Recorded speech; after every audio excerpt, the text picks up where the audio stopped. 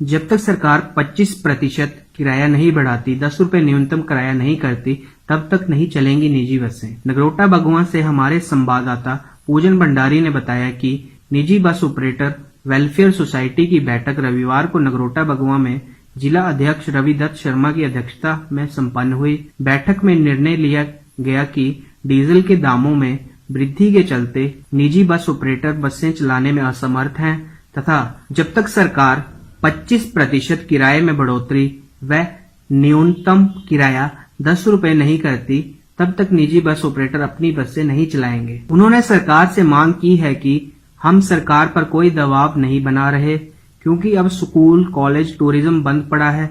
यदि ऐसे में निजी बस ऑपरेटर बसें चला भी देते हैं तो सवारी न मिलने के कारण उनका खर्च भी नहीं निकल पाएगा। उन्होंने कहा कि गत 3 महीने से खड़ी बसों की बैटरी व टायर कंडम हो चुके हैं, इसलिए बसों को ऑन रोड करने के लिए करीब 1.5 लाख का खर्चा है।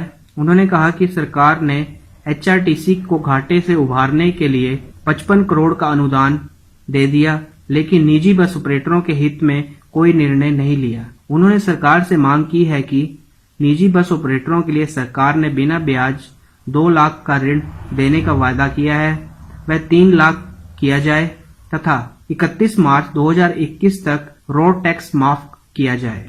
उन्होंने कहा कि एक तो निजी बस ऑपरेटर बैंकों के डिफेक्टर हो गए हैं, ऐसे में यदि सरकार 1 अगस्त से उन पर टैक्स लगा देती है तो निजी बस ऑपरेटर कंगाल हो जाएंगे। उन्होंने कहा कि सरकार ने उनकी मांगे नहीं मानी तो उन्हें मजबूरन चक्का जाम करना पड़ेगा। इस अवसर पर संघ के चेयरमैन मनमोहन बेदी, उपाध्यक्ष वीरेंद्र मनकोटिया, कोषाध्यक्ष दुर्गादास, मीडिया प्रभारी विनय वेदी, महासचिव सचिन चड्डा, सचिव सत्यम दीवान, संजय, पवन सोनी, अर्जुन सोनी, रवि चड्डा, सुरेश धीमान, अमर सिंह कटोच, संजय भाटिया, अनिल राकेश, अनुज राणा, अभिषेक चड्डा, सुनी राणा, राजकीय महाजन, निपुण आदि उपस्थित रहे। इस अवसर पर संघ के चेयरमैन मनमोहन बेदी, उपाध्यक्ष वीरेंद्र मनकोटिया, कोषाध्यक्ष दुर्गादास, मीडिया प्रभारी विनय वेदी, महासचिव सचिन चड्डा, सचिव सत्यम दीवान, संजय, पवन सोनी, अर्जुन सोनी, रवि चड्डा, सुरेश दीवान, अमर सिंह कटोच, संजय भाटिया, अनिल राकेश, अनुज राणा, अभिषेक चड्डा, सुनी राणा, राजीव महाजन, निपुण आदि उपस्थित रहे। संपर्क कर रहे थे, जैसे हम गाड़ियों को चलाने के लिए बिल्कुल सोमवार से तैयार हो चुके थे, मगर हमें कुछ टाइम के बाद पता ये लगा कि हमारा किराया जो है उसकी वृद्धि को वापस किया गया है। तो जिसका मतलब जिसमें हमने अपने आप को बड़ा ठगा सा महसूस किया और हमें हर जगह से हर एक सिंगल ऑपरेटर ये पूछ रहा था कि सोमवार से गाड़ियां चलानी है या नहीं चलानी। तो भाटिया जी और इन सभी ट्रांसपोर्ट भाइयों से बात करके नगरोटा में ये मतलब आधे घंटे में सिर्फ मीटिंग ऑर्गेनाइज किया गया है। मगर सबसे पहले किराया बढ़ाने से पहले तो हमारी मांगे ये हैं कि सबसे पहले तो न्यूनतम किराया बढ़े, उसके साथ 25% किराया बढ़े। आज मेरी सोच ये है कि एक बस को चलाने के लिए जिस मालिक के पास 1.5 लाख रुपया कम से कम होगा वो अपनी उस गाड़ी को ऑन रोड कर सकता है।